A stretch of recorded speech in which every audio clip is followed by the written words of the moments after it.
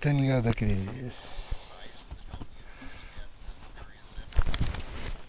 No, so what was assumed there was just that the density, the energy per unit volume of dark energy wasn't changing.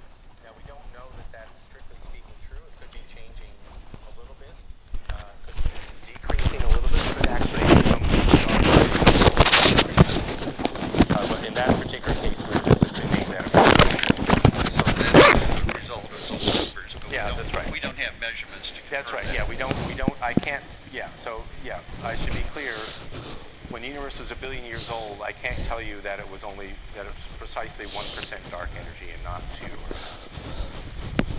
はい、あと Right over here. 5分くらい。 This is to piggyback on a couple of earlier questions about dark matter and whether it exerts gravitational forces.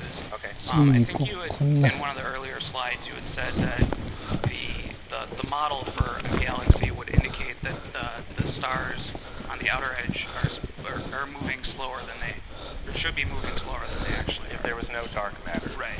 And then the planetary bodies within our solar system, do they conform to the expected model? Yeah. So is that an indication that the region of space that the solar system exists in is relatively devoid of dark matter? Good question. Very good question. So the answer is no. That in the following sense. So it's true. When I calculate the orbits of planets around the sun, I never take into account dark matter. Why is that? It's not because we think that the local region, the solar system, is somehow deficient in dark matter. It's just that the density of dark matter in our galaxy, in our solar system, is much lower than the gravity of the dark matter, if you like. It's much weaker than the gravitational force of the sun.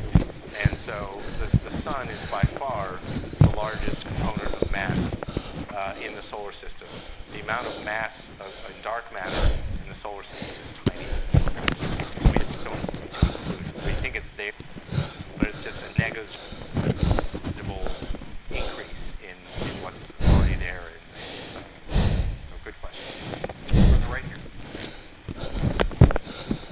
Can you comment on the theory of dark energy changing into dark matter or vice versa? Is there any evidence that you have found?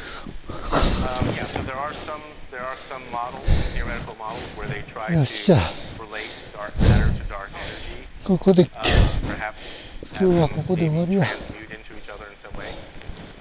We certainly, haven't been 今日はここで終わりや。 able to do any observations yet that provide evidence for or against that. お菓子食って帰ろう。 We have はい。 good accepted consensus of what dark energy is. So that means we have thousands of theories of what it could be, and that's one of them. But we haven't been able to really test that. Take a couple more in the back over here. Whatever happened to modified Newtonian dynamics as an explanation for all these phenomena? Yeah, good question. So back in the 1970s and 80s, when Vera Rubin was doing her work finding that galaxies were spinning faster than they should be, most astronomers said, okay, there must be this additional stuff. We call it dark matter. They remembered Zwicky's work from the 30s that had shown clusters of galaxies. But on the other hand, some people say, well, gee, I can't see this stuff. Aren't you just making stuff up? It's like, epicycles to explain the orbits of planets. Could it instead be something going on with our understanding of gravity? And so there was a theory called modified Newtonian dynamics. An Israeli physicist, Mordecai Milgram, showed that if you modified, so in high school physics, if you've taken high school physics, you learn this famous Newton's second law, right? F equals ma. The force you apply in a body of mass m causes it to accelerate with an acceleration a. What Milgram showed is that perhaps at very low acceleration, F equals ma is wrong. It gets replaced by F equals m times some other function of the acceleration a. And he showed that if you make that function the correct form, very low acceleration, it gets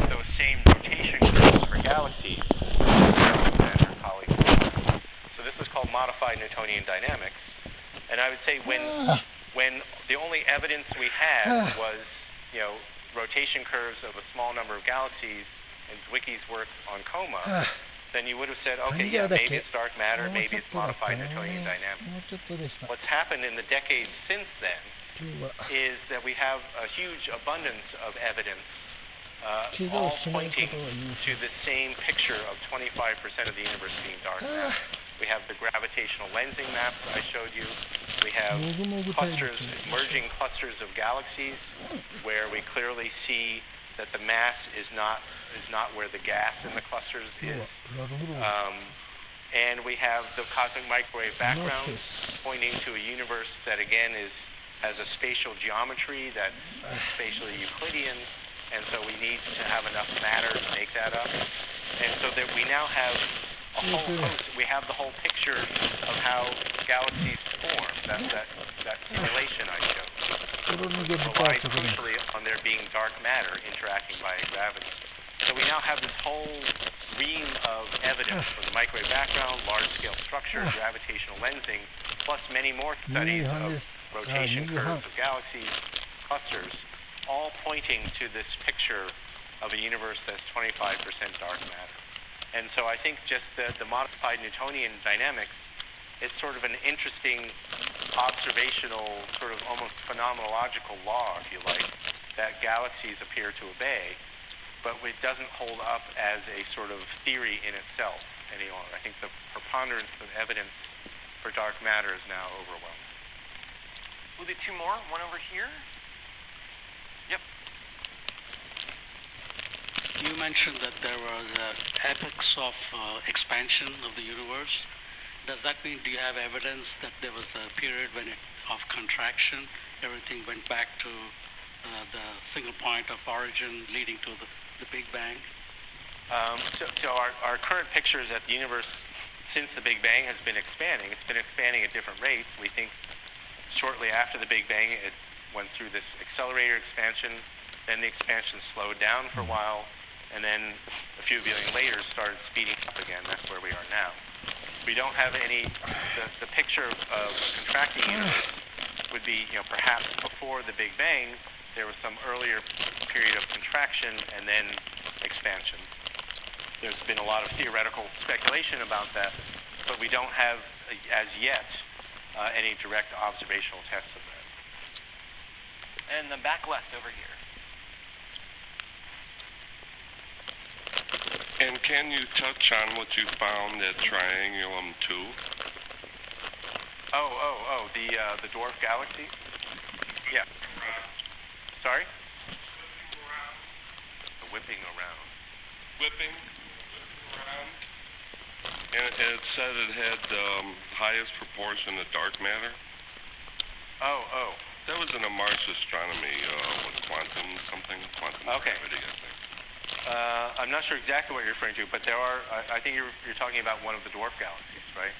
Yeah, so these dwarf galaxies, as I mentioned, have relatively few stars. They're mostly made of dark matter.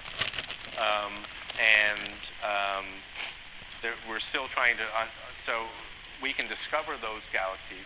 We then need to follow them up with other sorts of observations to really study them in detail. We're starting to do that now with a number of these. And then the other thing we can do is to search for gamma rays from them to see if there's dark matter annihilating in their cores. I would say, so one thing I sort of, in passing, so far we've seen no concrete evidence of dark matter annihilating in the cores of these galaxies. Other people analyzing the same data, well, though there are sort of fluctuations in a few of these galaxies where you see some gamma rays coming from them. We don't think that's strong evidence for dark matter annihilation. Other people get more excited about that kind of thing. I'm not sure if that's what you're referring to. I think we have one more in the far back, if that's okay, John? Yep. All right.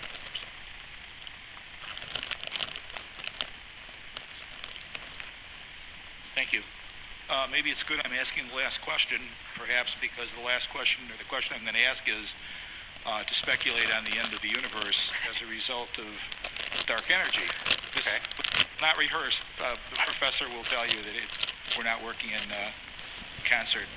So what I understand is, or at least my understanding of it is that eventually as gravity, dark energy, assuming it continues to do what it's been doing, pulls the universe further and further apart, gravity will have less and less of an impact on every body, including, I'm on shaky grounds here, including atomic nuclei.